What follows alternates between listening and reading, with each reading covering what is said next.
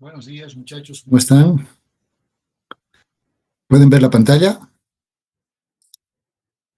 Buenos días, licenciado. Sí se ve la pantalla. Gracias, Laura.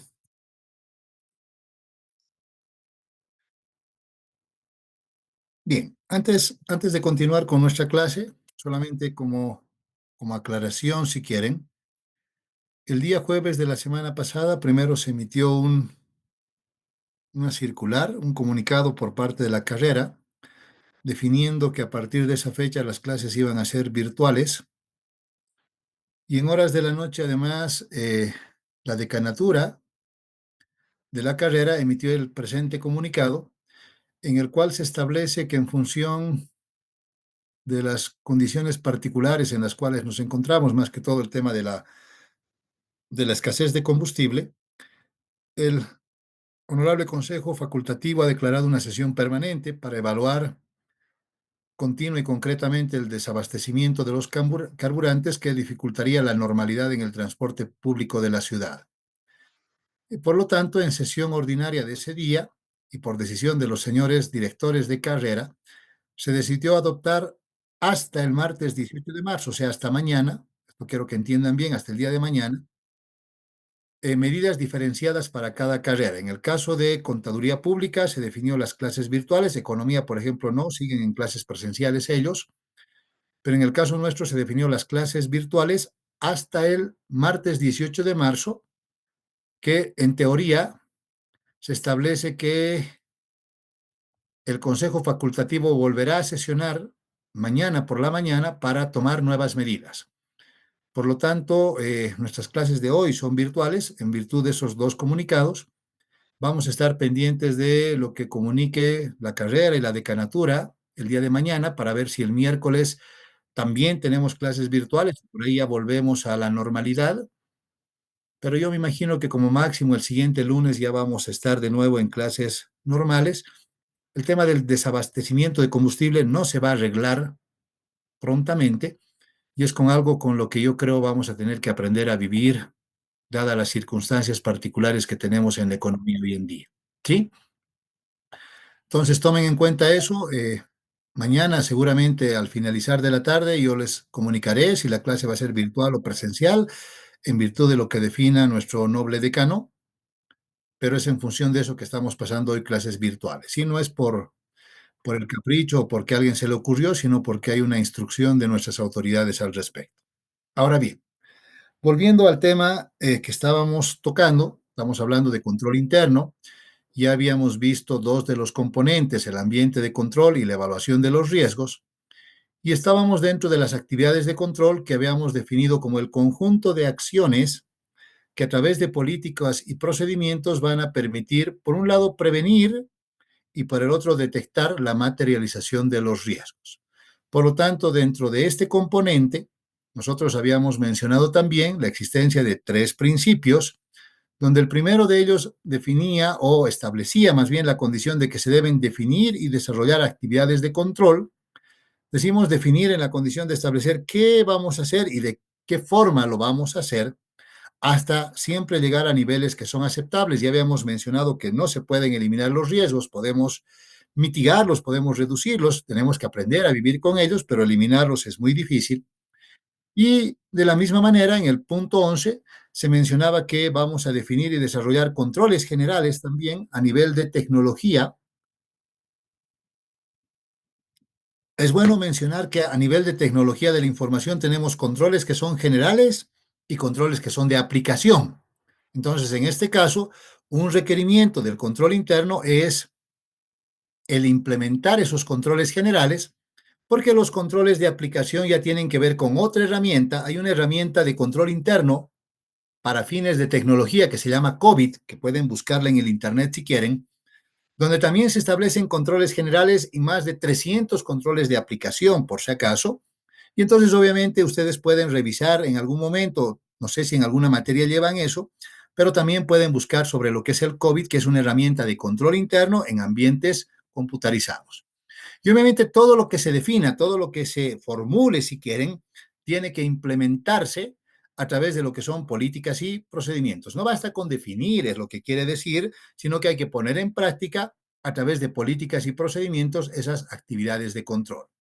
Entonces, a partir de esa definición, nosotros habíamos mencionado también que una actividad de control, que es un procedimiento diseñado para limitar riesgos, siempre va a tener la condición de dos factores que deben intervenir para que esto exista. Por un lado está el objeto de control, que es la materia controlable, el celular, ¿se acuerdan? Y por el otro lado está la acción de control, que vendría a ser el estuchito, la carcasa, el forrito que ustedes le ponen, que está orientado a, en este caso, proteger para que el celular no se rompa o no se pierda. Entonces, básicamente, bajo esos elementos se configura una actividad de control, que en algunos casos la actividad de control puede ser de carácter preventiva o puede ser de carácter detectiva. Decíamos que es de carácter preventiva cuando procura impedir que algo ocurra. Y al otro lado decíamos que es de carácter detectiva cuando ya ha ocurrido, es posterior, por lo tanto afecta o va directamente al efecto y lo que procura más bien es corregir aquello que esté mal. Entonces, si bien es cierto en la concepción del control interno, el control interno previene y detecta, solo por el hecho, vean, de que también procura corregir, muchos dicen también corrige, pero en realidad la corrección no depende tanto del control interno, sino depende más bien de una decisión de gestión que pudiera tomar la empresa. Entonces entenderemos bien que los controles básicamente previenen y detectan. El corregir viene como una yapita, si quieren, pero que no es parte del control interno, sino que viene como una decisión que alguien más toma fuera del control interno para poder corregir ese efecto. Ahora bien, ¿por qué lo ponemos en una balancita? Porque decíamos, hay que procurar un equilibrio entre controles preventivos y detectivos. Si bien es cierto, por nuestra naturaleza, dirán, muchas personas o muchas empresas van a procurar prevenir antes que detectar, pues ambos son importantes. Entonces, si bien es cierto, una empresa pudiera tener muchos controles preventivos, tiene que tener algo de controles detectivos. Y a la inversa dirán, si por ahí olvidaron los controles preventivos o tienen muy pocos, por ahí tienen que poner muchos controles detectivos. Por eso está en una balancita, porque tenemos que encontrar un equilibrio entre esos tipos de controles. Ahora bien, para poder determinar en qué consisten estos controles, que son o preventivos o detectivos, podemos utilizar esto que se llama una jerarquía de controles, que esto sí, les decía, no lo tienen dentro del documento que les he proporcionado,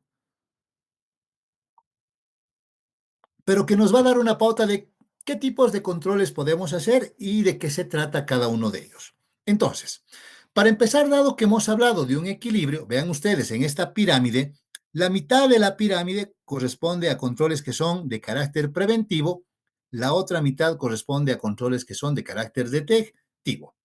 Los controles preventivos, vean ustedes, por su naturaleza, si quieren le vamos a poner una rayita más aquí. Esa no, esta nos va a servir mejor. Y dirán, si yo le pongo una rayita, estos controles preventivos, en esencia, vean, son más que todo controles de carácter general. ¿Qué significa carácter general? Que están dentro de la estructura de una organización. Entonces, lo primero dirán, un control que es preventivo y general es la segregación de funciones. ¿Qué significa segregar funciones? También se conoce como un control por oposición. Significa que dentro de un determinado procedimiento, donde pueden intervenir varias actividades, le vamos a asignar una actividad a cada una de las personas que van a ser diferentes dentro de una empresa, de tal manera que entre ellas ejerzan eso que se llama el control por oposición. Entonces tiene que haber una persona que autorice una transacción. Luego dirán otra persona que ejecute la transacción. Otra diferente será la encargada de custodiar los bienes que vengan de esa transacción. Otra diferente la que registre la transacción y al final aparecerá otra que es la que apruebe. Para empezar, dense cuenta ustedes que una cosa es autorizar, que es de carácter previa, otra cosa es aprobar, que es de carácter posterior. No son lo mismo, ¿sí? Aunque en esencia dirán, es lo mismo o voy a hacer lo mismo, pero una es previa, la otra es posterior. Por lo tanto, vean, en la condición, inclusive alguien me diría, pero al hacer eso, pero es parte de la estructura, ¿se dan cuenta? Eso es una segregación de funciones. ¿Por qué? Porque hay un control por oposición. Ahora bien, otro de los controles que puede existir tiene que ver, por ejemplo, como ejemplo, vamos a suponer que estamos en la compra de un activo. Entonces dirían, la compra de un activo primero tiene que, en el caso de la universidad, que es la realidad que ustedes conocen, por ahí dirán, alguien tiene que autorizar la compra. Seguramente o autorizó el consejo universitario, el consejo facultativo o la instancia que corresponda. Vean, hay una autorización que de carácter previa y seguramente esa autorización debe estar consignada en el presupuesto que se prepara de la facultad, de la carrera o de la universidad. Ahí está la autorización para realizar una compra. Luego alguien tiene que ejecutar la compra. Seguramente dirán, ¿quién ejecuta la compra? Tal vez el departamento de adquisiciones y compras de la universidad. Perfecto, hay alguien que compra. Para que esa persona compre, dirán, debe mandar una invitación o hacer una invitación pública, preparar términos de referencia, seguramente también reciben las propuestas, califican las propuestas, cuadros comparativos, adjudican, vean, hacen la ejecución de la compra. Como resultado de eso dirán, adjudican a una empresa y esa empresa por ahí entrega los bienes que ha ofrecido y que la universidad desea comprar. Entonces, alguien recibe. Ahora vean, el que recibe los bienes ya no es la unidad de compras o contrataciones. Puede ser la unidad de activos fijos o la unidad de administración, que es la encargada de recibir los bienes. Luego dirán, eso pasa a contabilidad, donde en contabilidad alguien registra la compra, pero obviamente para registrar la compra, ¿qué está haciendo? Está verificando primero que haya una autorización, que alguien haya comprado ciertos productos, que alguien haya recibido los productos que se ha comprado y que haya una conformidad por la recepción de esos productos. Entonces, no es solo un registro, ¿se dan cuenta? Hay todo un procedimiento de verificar que las anteriores personas hayan cumplido con su trabajo. Y entonces dirán, y registra la transacción. Y luego dirán, y luego viene tal vez el decano que le va a poner su firmita al comprobante. ¿Y qué está haciendo al ponerle la firma? Está aprobando la transacción. Vean, la aprobación es posterior. Entonces, ¿qué estamos haciendo? Una segregación de funciones. ¿Dónde está eso? Está en la estructura orgánica, está en el organigrama, si quieren, de la universidad, donde vean, hay pues un consejo universitario, hay una unidad de adquisiciones, hay una unidad de activos fijos o una administración que recibe los bienes, una unidad de contabilidad que registra esos bienes y obviamente dirán, y también está pues la MAE que aprueba la transacción. ¿Se dan cuenta? Hay diferentes personas, diferentes instancias que participan, pero al participar, ¿qué están asegurando? Están asegurando que el anterior hizo bien su trabajo. Por eso se llama un control por oposición. Eso es segregación de funciones. Vean, no es un tema financiero, es más, es 100% administrativo. Otro control que es preventivo y a la vez general es la salvaguarda de los activos. ¿Qué significa salvaguardar? Salvaguardar significa proteger. Entonces, el conjunto de medidas que se desarrollan dentro de una entidad para proteger tanto los activos como la información, a eso se define como un control preventivo, que a la vez es un control también de carácter general. Entonces dirán, en la universidad, por ejemplo, tenemos una persona que está paradita ahí en la puerta, que aunque no se lo hayan dicho explícitamente, esa persona se asegura que cuando salgamos de la universidad no nos llevemos cargados los bienes de la universidad. Esa persona está protegiendo. Entonces, ya ese porterito cumple un rol dentro de lo que implica la salvaguarda o la protección de los activos. Cada uno de los porteritos que tenemos, por ahí vean, el rato que salimos del curso le ponen candadito. Cuando vamos a entrar al curso le ponen su candadito o le quitan el candadito. Dirán, ¿qué está haciendo? Implícitamente está protegiendo los bienes que están dentro de las aulas. Esos candaditos, se dan cuenta, o las chapas que le ponemos a las puertas, es también una actividad de control. Al otro lado dirán, también está la condición, por ejemplo, de que para proteger los equipos, los datas que tenemos, en el caso de la Montes, van a ver, ahí en la Montes los datas están puestos en unas rejillitas. Y uno dice, ¿para qué la rejilla y con candado? Vean, es para proteger los activos. ¿Por qué? Porque, vean, en el tiempo, yo recuerdo hace 14 años, creo, 14 años creo que fue, que se instalaron esos datas ahí arriba en la Montes. Vean, a los días que se instalaron los datas, alguien robó un data. Y entonces tuvieron que ponerle nomás las canastillitas ahí para proteger, para salvaguardar los activos de la universidad. Ahora dirán, ¿qué otra cosa pudiera pasar? Por ejemplo, también tenemos que proteger la información que tenemos. Entonces dirán, con razón, cuando entramos al sistema académico, vean, ustedes tienen un perfil, yo tengo otro perfil diferente. Ustedes tienen un usuario y una contraseña, yo tengo mi usuario y mi contraseña. Y lo que ustedes pueden hacer con su perfil de estudiantes no es lo mismo que yo puedo hacer con mi perfil de docente. Yo, por ejemplo, lo único que puedo hacer es ver quiénes están inscritos y cargar las notas. Yo no puedo agregar alumnos a mi lista. No puedo quitar alumnos de mi lista. Eso lo hacen ustedes automáticamente cuando se inscriben. Pero luego dirán, pero también hay un superusuario que debe ser el administrador de la base de datos que puede entrar con el perfil de ustedes, con el mío o cualquier otro y hacer cualquier modificación. Pero vean, hay diferentes perfiles con diferentes usuarios. Eso también es una medida para proteger parte de los activos, la información que tiene la empresa. Y luego dirán, pero también tenemos cada uno de nosotros nuestro password y usuario diferente. Ese password que además nos piden que periódicamente lo cambiemos, también es para proteger la información. Y además dirán, y si ustedes han puesto un poquito de atención cuando van al centro de cómputo, subiendo las graditas ahí del edificio viejo, ¿no es cierto? Dirán, para empezar, vean, hay una puerta y en la puerta, si ustedes ingresan ahí adentro, luego le van a dar una miradita a la parte de atrás de la puerta. Se van a dar cuenta que no es una puerta de madera, sino es como de metal. Y para empezar, esa puerta tiene como 3 o 4 chapas ahí. Y encima dirán, y tiene una reja más encima de eso. Y la pregunta es, vean, todo eso es seguridad física. ¿Para qué? Para proteger que nadie ingrese a la base de datos. Porque ahí debe estar, ahí adentro deben estar los servidores que manejan el sistema de información académica de la carrera. Imagínense si eso se perdiese. Vean el caos que pudiera causar eso, ¿sí? Entonces, vean, dirán, a ver si le ponemos atención cuántas chapas tiene, y además tiene la reja y tiene varias chapas y otras medidas de seguridad por dentro que son increíbles.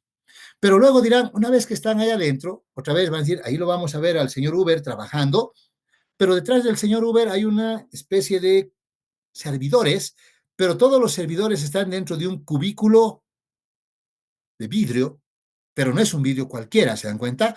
Es un vidrio templado que asegura cierto nivel de temperatura para que funcionen los servidores, pero seguramente también tienen otros niveles de seguridad adicional para que no cualquiera pueda romper esos vidrios y sacarse los servidores. Entonces, ¿cuántas medidas de seguridad hay adentro? Y todas dirán, para proteger los activos.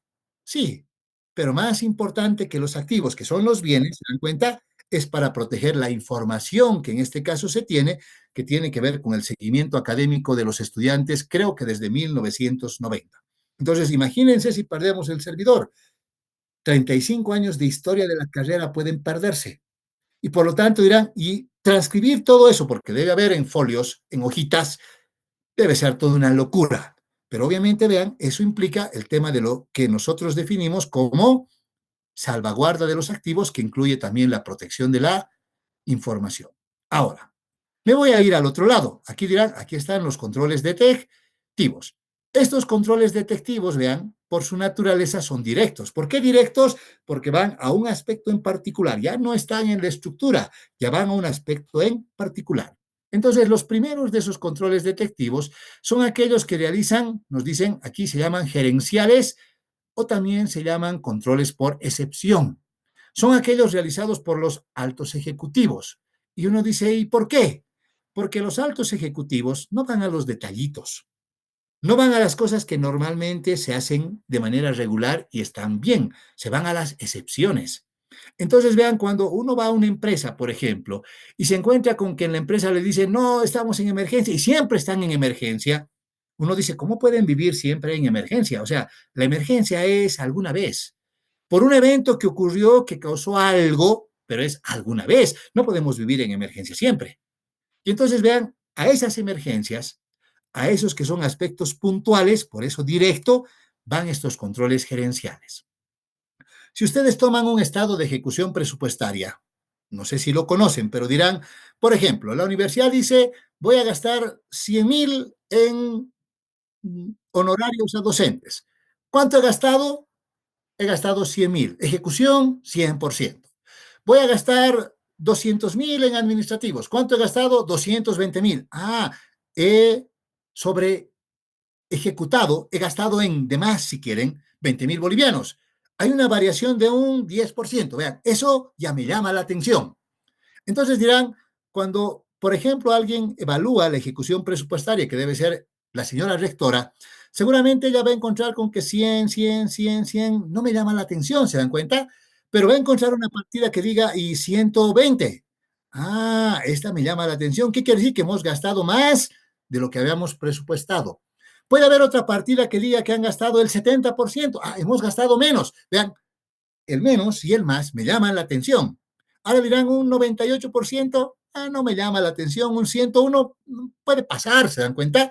Pero si ya varía un 10, un 20, un 30%, esas me llaman la atención. Entonces, las acciones que va a tomar la señora rectora no son sobre lo normal, son sobre las excepciones, sobre aquello que o está por arriba o está por debajo. Por eso se llaman controles gerenciales. Vean, esos controles no los hace cualquiera, los hace un alto ejecutivo. De ahí viene su nombre, pero también se llaman por excepción. ¿Por qué? Porque ellos concentran su atención en aquellas cosas que son raras, inusuales, no en lo que es normal y lo que ocurre todos los días. A eso se llaman controles gerenciales.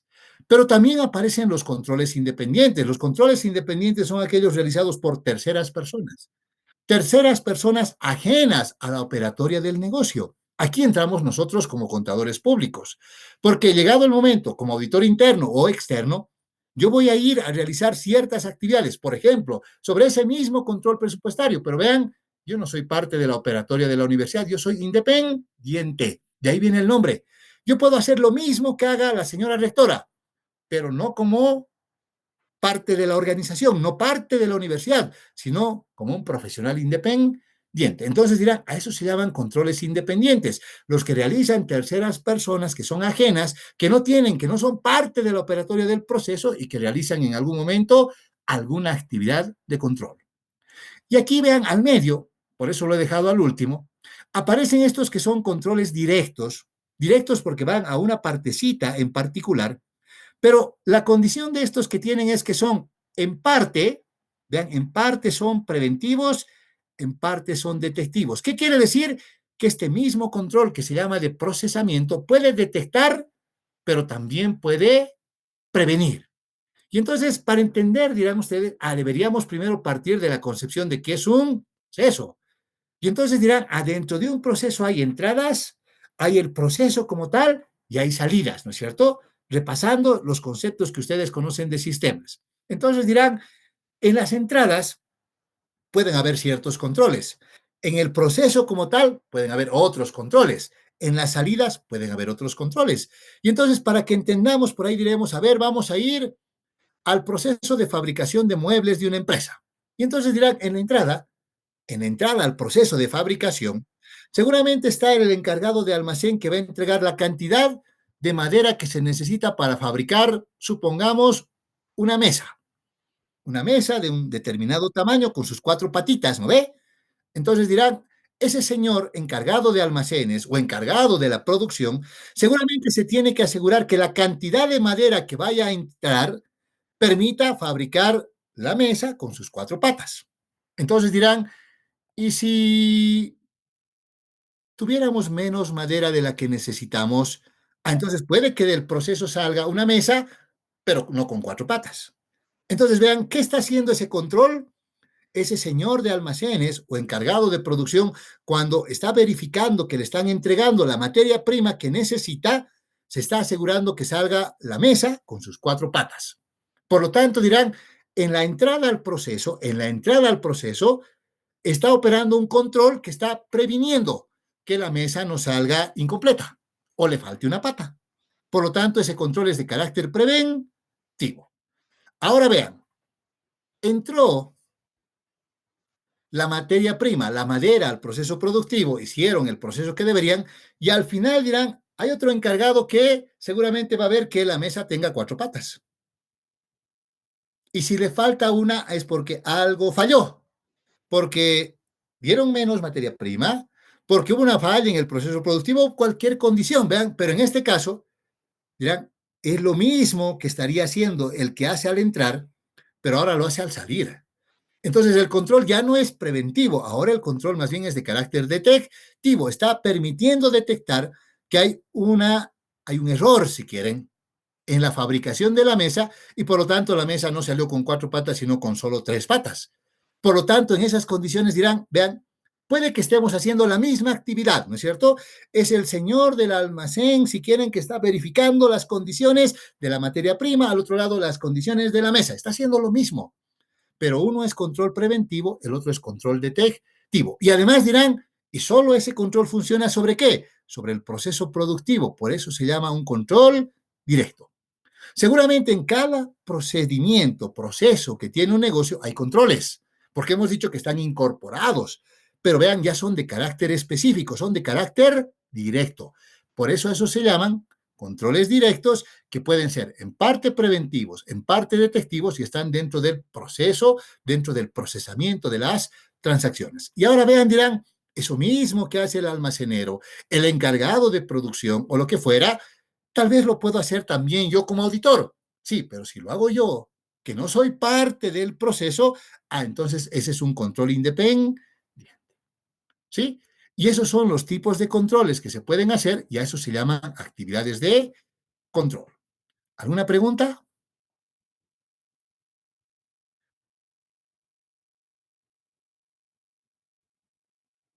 Por eso no son buenas las clases virtuales, ustedes no participan. No deben ni estar ahí, creo. Sigamos. A ver, el siguiente componente es el de información y comunicación. Entonces, básicamente, dirán ustedes, es un solo componente, no son dos, pero tiene incorporado dos elementos. Para empezar, está la condición de que toda empresa, para gestionar, para llevar adelante sus responsabilidades y demostrar el logro de sus objetivos, necesita un sistema de información. Por lo tanto, dirán ustedes, el sistema de información que vean, lo hemos puesto aquí a los costaditos, ¿no es cierto?, de la pirámide que hemos construido, es un elemento que le da vitalidad primero, es un componente dinámico dentro del proceso de control interno, que en esencia nos dicen apoya el funcionamiento de los otros componentes. Y uno dice, ¿por qué apoya? Porque está la condición de que este sistema de información es el que tiene que permitir fluir la información dentro de la organización y por lo tanto fluirá la información dentro de los diferentes componentes del control interno. Pero vean, el sistema de información como tal solito no sirve de nada si no tenemos adecuados canales de comunicación. Por lo tanto, al final dirán, la información más los canales de comunicación es lo que definen en esencia la vitalidad que el proceso requiere. Por ejemplo, dirán ustedes, cuando nosotros nos encontramos con una situación particular del entorno, supongan, estamos en un proceso de, no sé, de falta de combustible, y entonces dirán, la falta de combustible puede afectar las operaciones de la empresa y vean, ese riesgo está en el ambiente de control. Pero dirán, debido a esa falta de combustible, alguien pudiera, por ejemplo, robar el combustible de los vehículos que tiene la universidad o sacarse el combustible de los vehículos. Dirán, ese es un riesgo. ¿Se dan cuenta? En el ambiente de control estamos identificando un riesgo. Luego evaluaremos el riesgo. Alguien dirá qué hacer con el riesgo y luego dirán, y entonces aquí tenemos las actividades de control. ¿Se dan cuenta? Entonces, de nada me sirve, vuelvo a repetir, que yo tenga definidos todos los componentes si no tengo un adecuado sistema de información y comunicación. Y como veíamos, los riesgos pueden cambiar en cualquier momento. Alguien me dirá, siempre estaba latente el riesgo de que nos roben combustible de la universidad. Sí, pero el riesgo ahora es mayor, dado que el combustible no se lo puede adquirir con mucha facilidad. Y entonces cualquier persona pudiera querer el combustible que tiene la universidad. Antes también, pero el riesgo ahora es mayor, la probabilidad de que ocurra es mayor. Por lo tanto, dirían, si antes no teníamos ningún control para el combustible, por ahí ahora necesitamos un control para el combustible. ¿Se dan cuenta? Cambiaron las condiciones. Entonces, al cambiar las condiciones, dirían, pero para identificar eso, solamente podemos hacerlo si tenemos un sistema de información con adecuados canales de comunicación. Si no, eso quedaría ahí, nadie se hubiera enterado que ese riesgo cambió en su valoración. Entonces, para que funcione este componente, tenemos también tres objetivos. Primero nos dicen, hay que obtener, generar y utilizar información relevante y de calidad. ¿Qué significa? Que toda organización debe tener un sistema de información, pero vean, un sistema de información no diseñado para fines del control interno, sino un sistema de información que apoye, un sistema de información, si quieren, a nivel organizacional que apoye el funcionamiento del control interno. Y aquí quiero hacer un paréntesis, vean, cuando hablábamos del ambiente de control y decíamos hay que tener integridad y una estructura y competencia, y entonces definimos todo eso porque el control interno pide y la respuesta es no. Lo que hacemos es tomar todas esas cosas que la empresa tiene como parte de sus herramientas administrativas para fines del control interno. ¿Y qué hacemos ahora con el sistema de información? Lo mismo. No es que vamos a diseñar un sistema de información para fines del control interno, sino vamos a tomar el sistema de información que tiene la empresa para fines de lo que implica el control interno o el funcionamiento del control interno. Pero además nos dice, no solo hay que tener información, sino hay que comunicar la información primero dentro de la empresa, pero también de forma externa con los grupos de interés que se tenga. Este es un elemento clave, porque a veces uno piensa en el sistema de información solo para la empresa, pero hoy en día no se olviden que llegado el momento la empresa también tiene que cumplir ciertos requerimientos de información con terceros. Por ejemplo, cuando aparece la administración tributaria y fiscaliza una empresa, hoy en día le dicen, quiero que todo lo que usted ha procesado en sus ventas me lo pase en formato Excel con estas características. ¿Y de dónde voy a sacar eso? De la base de datos que tiene la empresa. Por lo tanto, vean, no solamente voy a preocuparme de comunicar la información al gerente o a las personas internamente que necesitan esa información, sino también debería pensar, ¿y qué me puede pedir el externo? El que me proporciona recursos, como un banco, por ejemplo, el que por ahí me fiscaliza, como en este caso impuestos, o como la autoridad de empresas. Y si es una entidad regulada, como, no sé, la ASFI, la ATT, que seguramente tiene requerimientos que son mayores todavía. Entonces, esos son los principios dentro de este componente. Desarrollaremos un poquito más qué significa tener un sistema de información. Cuando hablamos de un sistema de información, primero tenemos que tomar en cuenta que el sistema de información seguramente va a tener información que se genera internamente, pero hoy en día nos dicen, pero también deberíamos tener como parte del sistema de información aquella información que viene del entorno. Cuando la información es interna, y vean, interna decíamos, nos concentrábamos antes inicialmente en que la información tiene que ser de carácter financiera. Nos tienen que dar información sobre la forma en la cual se obtienen y se aplican los recursos. Por lo tanto, básicamente hablábamos de que el sistema de información debe tener información, lo que nosotros denominamos como la contabilidad patrimonial o financiera y la contabilidad presupuestaria. Y obviamente, ¿y para qué? Para evaluar los resultados económicos y financieros. Lo tradicional, vean ustedes, era hablar de la contabilidad patrimonial o financiera, lo que hacemos y ustedes han aprendido en básica, en intermedia, preparar estados financieros. Pero también está la contabilidad presupuestaria. Y la contabilidad presupuestaria, por ahí le ponemos más énfasis en el sector, más que todo, gubernamental, público. Pero vean, las empresas también quieren hoy en día controlar eso y dicen, está bien que sepamos los recursos que tenemos, cuánto, por ejemplo, cuánto de ingresos hemos generado, en qué hemos gastado, pero también quisiéramos saber si los ingresos, por ejemplo, que hemos obtenido en el mes de febrero son los que esperábamos obtener. Entonces, de ahí aparece el presupuesto que tiene una empresa. ¿Cuánto he presupuestado en ventas? ¿Cuánto realmente he vendido? ¿He vendido más? ¿He vendido menos? Eso se llama control presupuestario. Entonces, esta información presupuestaria es parte de la información financiera que tiene una empresa. Y entonces, hoy en día, por ejemplo, hay gente de sistemas que les va a decir, yo le ofrezco un paquetito contable que le va a permitir preparar esto, que son sus estados financieros. Ah, pero también le puede llevar un control presupuestario. A eso se llaman sistemas de contabilidad integrados. ¿Integrado qué significa? Que tiene la parte patrimonial o financiera y la parte presupuestaria. Eso es integrado. ¿Ok? Pero vean, hoy en día las empresas dicen, está bien tener información financiera, pero yo también quiero información no financiera. Quiero saber, aparte de controlar el movimiento de mis recursos, si estoy logrando o no mis objetivos o cómo lo estoy haciendo. Y entonces aparece también como que parte del sistema de información es la información no financiera. Y entonces nos dicen la información no financiera, ¿qué implica?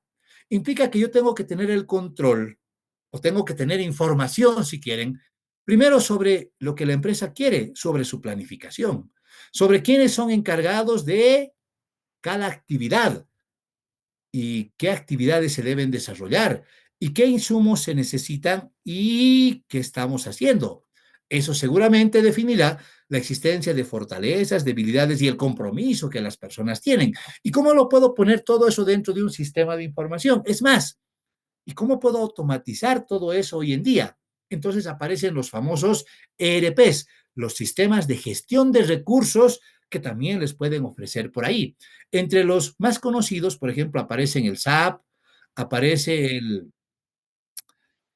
hay uno de Windows que se llama Dynamic, AX Dynamic, y así dirán, hay un montón de ERPs que algunos son desarrollados, dicen, con las mejores prácticas, son estándar si quieren, y hay otros que inclusive se desarrollan específicamente para cada empresa. Entonces, por ejemplo, alguien diría, en un ERP yo puedo cargar, por ejemplo, primero, cuánto he presupuestado vender durante el año, en cantidades. Y luego puedo decir, ¿y eso que voy a vender? ¿A qué precio voy a vender? Y lo relaciono con un presupuesto. Y luego dirán, ¿y quiénes son encargados de la venta? La regional de La Paz, la de Oruro, la de Santa Cruz, tienen que vender tantas unidades cada una. ¿Y cómo va a vender? Hay un procedimiento para la venta. Y para que puedan vender esos productos, tenemos que asegurarles que los productos estén disponibles. Y luego habrán vendido y la venta va a afectar a la parte presupuestaria, pero también el reconocimiento de ventas en la contabilidad financiera y aparecerá aquí la cantidad de productos que hemos vendido para evaluar su desempeño. Y vean, la información se va entrelazando. Parte de la información es financiera, parte es no financiera. A esos sistemas que manejan toda esa operatoria de negocio, a eso se llaman ERPs. Pero vean, no contentos con esa información, hoy en día decimos, pero el sistema de información también tiene que tener información no financiera. Sobre, por ejemplo, qué requerimientos aparecen de los reguladores o qué información emiten los proveedores o finalmente qué requerimientos tienen los usuarios. Hoy en día, por ejemplo, la administración tributaria todos los días saca normas, todos los días cambian los requerimientos de cómo declarar, de cómo pagar, de procedimientos administrativos, tributarios que afectan a las empresas. Y entonces por ahí, vean, yo gestor de un negocio, tengo que conocer pues qué requerimientos tiene la administración tributaria respecto de cómo debo cumplir mis obligaciones tributarias. Por el otro lado, me dirán ustedes, y si yo quiero obtener, por ejemplo, financiamiento del banco o quiero hacer una transferencia al exterior, las condiciones de cómo se hacen las transferencias no son como se hacían hace 2 años atrás. Antes uno iba al banco, les decía, quiero transferir $100,000 a mi proveedor que está en la China. Y entonces el banco me decía, ok, tiene que pagar o tiene que depositar 697,000 bolivianos al tipo de cambio de venta de ellos, un puntito más por arriba del oficial. Y obviamente, y le vamos a cobrar, o en algunos casos, vean, y no le vamos a cobrar nada si es un buen cliente. En otros, le vamos a cobrar un 3% de comisión. Hoy en día, cuando ustedes van al banco y le piden lo mismo, el banco les va a decir, primero habrá que ver si conseguimos dólares para hacérselo su transferencia. O por ahí nos van a decir, yo le ofrezco un forward con el cual se lo puedo transferir. ¿Y qué es ese forward? ¿Cómo funciona? ¿Y cuánto de comisión me van a cobrar? Vean, hay transacciones donde hoy en día cobran hasta el 80-90% de comisión por una transacción en moneda extranjera. Por lo tanto, si voy a transferir $100,000, en teoría 700,000 bolivianos, el banco por ahí me está cobrando otros 600,000 más de comisiones. Y yo tengo información sobre eso en mi sistema de información. Entonces, vean, todo eso, dirán, o me puede generar una oportunidad, una amenaza, un impacto, pero eso tiene que estar dentro del sistema de información. Las personas que requieran dentro de la empresa deben tener conocimiento de esas condiciones del entorno que puedan afectar el desempeño de una empresa. Todo eso es parte del sistema de información. Pero obviamente eso no serviría de nada si esa información no es comunicada a través de los diferentes canales que puede establecer la empresa. Algunos canales son de carácter formal. Los que son formales ya están dentro de la estructura. Cuando ustedes dibujan el organigrama de una empresa y le ponen esas rayitas, algunas ascendentes, otras descendentes, otras horizontales, están implícitamente poniendo los canales de comunicación. Y seguramente dirán, ¿y los canales de comunicación? Seguramente formales, serán escritos, habrán orales también, pero también pueden haber no verbales con gestos, por ejemplo. Vean qué interesante que es esto. Alguien alguna vez decía, cuando hablamos de las clases virtuales, el primer elemento es, ¿qué pasa, por ejemplo, si no me ven? Si solo escuchan mi voz. Hasta pueden perder la atención de la clase. Ahora dirán, ¿y si lo vemos? Ah, puede mejorar. ¿Y por qué puede mejorar? Porque en una clase no solamente está la condición de escuchar la voz, sino vean a veces los gestos que hace el profesor con sus manos, con sus ojos, no sé, todos los gestos que puede utilizar algo está queriendo decir. Ese algo puede ser lo que ustedes recuerden. Tal vez no van a recordar el texto, pero dirán, ah, yo me acuerdo de lo que hacía con su manito o cómo movía sus dedos, no sé, algo me voy a acordar. Esas también son, dirán, formas de comunicación. Pero vean, además de lo que es tradicional y está en la estructura, también hay comunicación que es de carácter informal, que normalmente es oral y tiene que ver con lo que muchos dicen son los rumores que hay dentro de las empresas. Yo les diría son los chismes. Entonces vean qué interesante que es, ¿no es cierto? Nosotros, por ejemplo, tenemos un canal de comunicación formal. El canal de comunicación formal es nuestro grupo de WhatsApp. Entonces, cuando en el grupo de WhatsApp ponemos hay clases virtuales, aquí está el link inclusive, y alguien no lee eso, luego están preguntando, ¿hay las clases? ¿Cómo son las clases? ¿Son virtuales? ¿Son presenciales? ¿Cómo son? Y aparece alguien que le dice, te estoy mandando el link, y por ahí vean, le manda un link de otra materia. Entonces dirán, termina pasando otra clase, ¿no ve? ¿Qué ha ocurrido? Dirán que la comunicación ahí no ha sido efectiva, porque esa otra forma no es formal, es parte de la comunicación informal. Y entonces dirían, ah, por ahí inclusive eso genera un rumor. Y vean, cuando aparecen los rumores, la información inclusive empieza a distorsionarse a medida que va pasando en los diferentes canales. Yo podría decirles, las clases son virtuales. Alguien va a decir, las clases son virtuales hoy día. Por lo tanto, vean, dirán, y el miércoles ya deben ser pues presenciales. Otro diría, no ha dicho que las clases sean, ha dicho virtuales, pero hasta el martes. Ah, pero el martes no tenemos clases. ¿Qué significará eso, no? Y vean, aparece A o empieza a distorsionarse la información, pero es parte. En una organización siempre hay eso. Vean, tenemos canales formales nosotros. También dirán, tenemos otros que son informales. Ustedes también se comunican entre ustedes. Por ahí tienen hasta otro grupo de WhatsApp en el cual comunican cosas de la asignatura donde yo no estoy. Vean, ya no es formal, pero lo tienen. Entonces dirán, ah, eso es parte de los canales de comunicación. Y entonces dirían, ¿a esto qué hace? Hace que la información fluya de forma ascendente, descendente, horizontal, de la forma que fuera o sin una dirección preestablecida, pero la información fluye. Esos son canales de comunicación. Y finalmente tenemos el componente de supervisión o de monitoreo, que como decíamos es el control del control interno. Está orientado para asegurar que todos los otros cuatro componentes estén presentes y funcionen a lo largo del tiempo. Entonces dirán ustedes, pero funcionen cómo? Funcionen adecuadamente a lo largo del tiempo. Entonces, dentro de esto, tenemos dos principios más. Y nos dicen, ah, tenemos que seleccionar primero y desarrollar evaluaciones continuas o independientes y luego hay que evaluar y comunicar esas deficiencias de control. Entonces, ahora vean, dirán, ya hemos configurado 5 componentes de control interno, incorporado 17 principios dentro de ellos. ¿Sí? Entonces, dentro de este componente, primero hay que seleccionar qué tipo de supervisiones vamos a hacer. Y aquí nos dicen, las evaluaciones pueden ser continuas, es decir, todo el tiempo, o pueden ser independientes en un determinado momento del tiempo. Pero hoy en día esa supervisión del control interno, o si quieren, no basta con solo supervisar, sino hay que comunicar qué deficiencias encontramos y aplicar las medidas correctivas. O sea, si algo está mal, hay que corregirlo, no hay que quedarse con está mal, hay que corregir eso que está mal. Entonces, cuando hablamos de desarrollar primero esas supervisiones, dirán ustedes, no hay que olvidar que acabamos de decir que las supervisiones pueden ser una supervisión continua o una evaluación puntual. Y otra vez, vean, ¿qué significa esto aquí? Que hay que encontrar un equilibrio para mantener la eficacia del control interno. Vean, no me interesa la eficiencia, no me interesa la economía, me interesa la eficacia, que el control interno cumpla su propósito, cumpla su objetivo.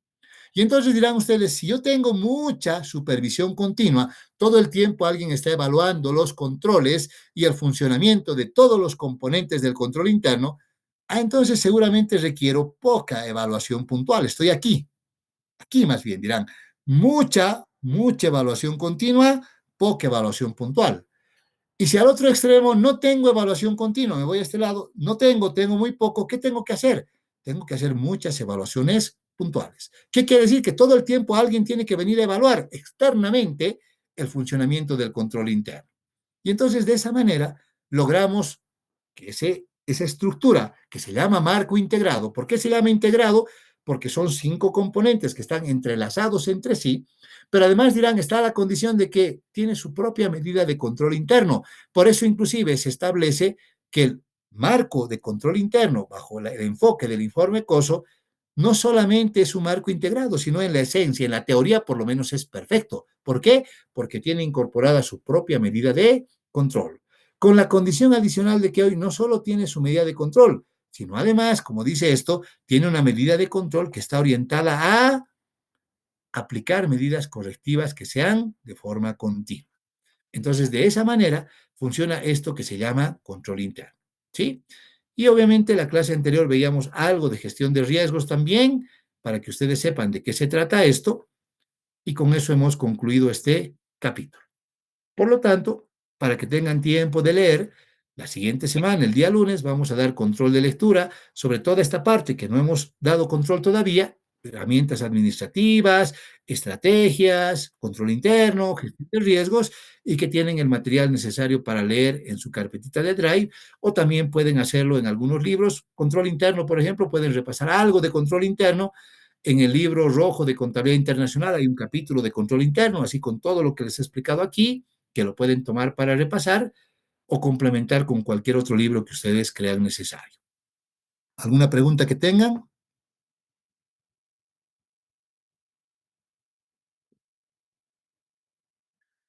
Nada, no quieren hablar nada.